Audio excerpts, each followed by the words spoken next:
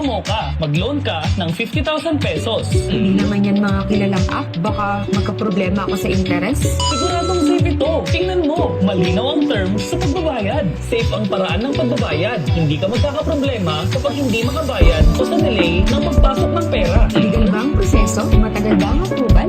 Moka ay mabilis ang proseso. Mag-register lamang gamit ang iyong cellphone number, isubmit ang iyong basic info, at pwede ka na mag-apply online. Subukan ko nga. Wow! Ang bilis ng approval! Pumasok agad ang pera! Totoo nga maaasahan nito! Kung gusto mo ng safe at legal na loan platform, piliin mo ang Moka.